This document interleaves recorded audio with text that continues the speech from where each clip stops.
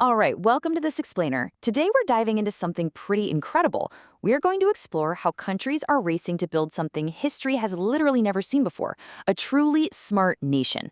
Now, we're not just talking about a few isolated smart cities or a couple of standalone tech projects here.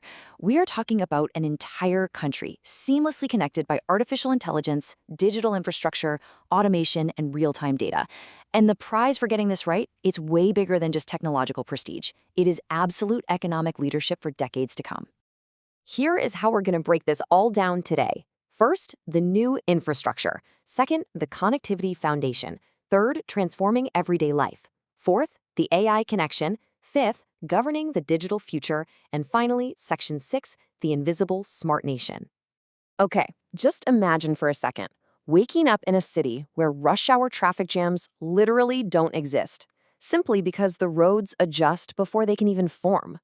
Or picture a power grid that perfectly balances electricity across millions of homes, completely in real time. This isn't some science fiction movie script. It is the reality being engineered right now, and it's driven entirely by data. Part 1. The new infrastructure. Building the future. To really understand where we're headed, we kind of have to look back first. Infrastructure has always been the ultimate game changer for economic supremacy. Think about it. The Romans built 50,000 miles of roads to run their empire. In the 19th century, Britain completely mastered the railways. And in the 20th century, the US laid down massive highway systems and the early internet.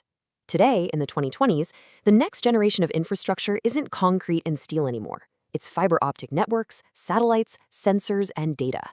So we are right in the middle of this massive shift from static physical structures to dynamic living systems. We're moving away from those old one-way power grids into an era of dynamic smart grids, grids that can coordinate renewable energy, battery storage, and consumer usage all at the exact same time. The countries that manage to build these advanced systems first, they're going to define the global economy for a very long time. All right, part 2, the connectivity foundation, the non-negotiable layer. Let's be real, without fundamental connectivity, every single other technological ambition we have just falls flat. High-speed internet is no longer a luxury. It's not just for streaming movies, it is essential, non-negotiable infrastructure, exactly like electricity or clean water. Our schools, our hospitals, factories, whole economies, they absolutely depend on this foundational layer just to function. And to build this layer, nations aren't just doing minor upgrades here and there. They are pouring billions into this. We're talking rolling out massive 5G networks, expanding broadband so that absolutely no rural community gets left in the dark, and locking it all down with fortress-level national cybersecurity. Because without that solid foundation, moving forward is just impossible. Moving on to part 3, transforming everyday life, practical applications. So, what does this invisible foundation actually do to your daily routine? Let's start with government. For generations, dealing with the state meant endless paperwork and just agonizing hours waiting in line at the DMV. But today, smart governments are putting all those essential services online. Registering a business, paying your taxes, renewing a license, you can do it right from your phone. It drastically reduces administrative bloat, and honestly, it saves your sanity. And this transformation goes way beyond just cutting red tape. It extends to our most vital services. In healthcare, doctors are now teaming up with AI to instantly analyze medical images and spot anomalies that human eyes might just miss. Meanwhile, continuous wearable monitors are bringing high-level care right into your living room. In education, high-speed internet is beaming virtual science labs into rural towns, while personalized AI tutors prepare students for a totally high-tech workforce. But it's not all digital, right? It's heavily physical, too. Smart traffic systems analyze congestion on the fly to perfectly route electric vehicles. And over in manufacturing, the smartest nations know that a digital economy absolutely still requires physical production.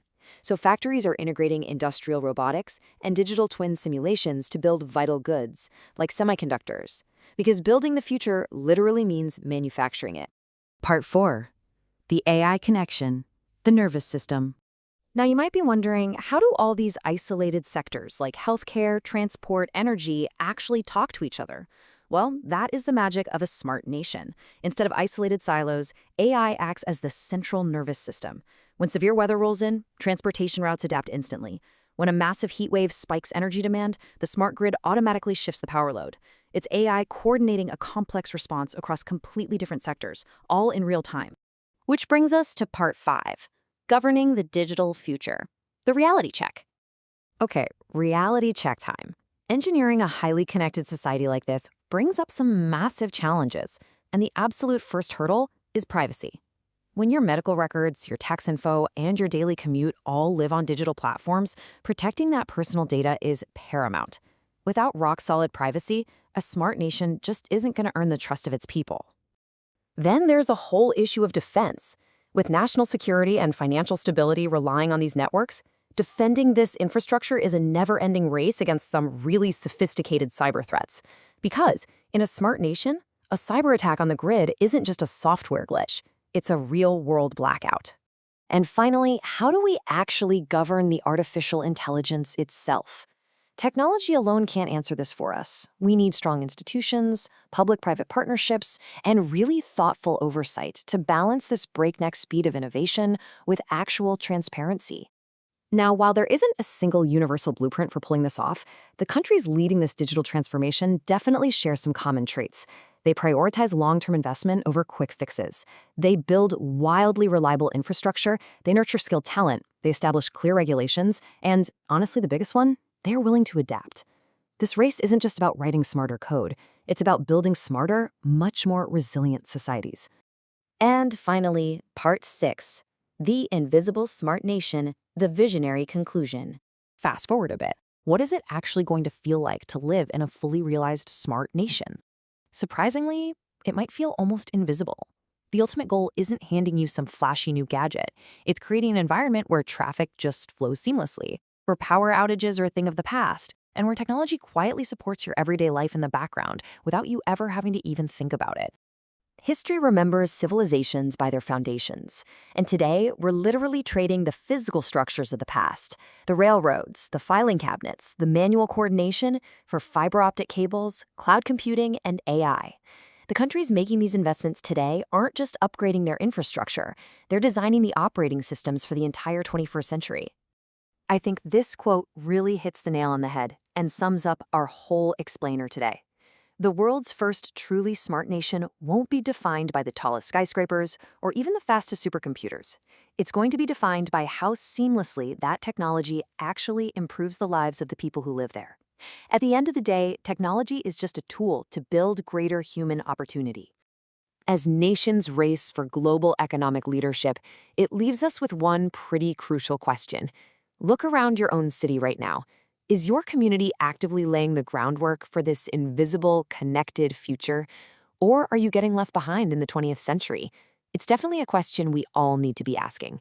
Thanks so much for joining me for this explainer, and keep questioning how the future is being built all around you.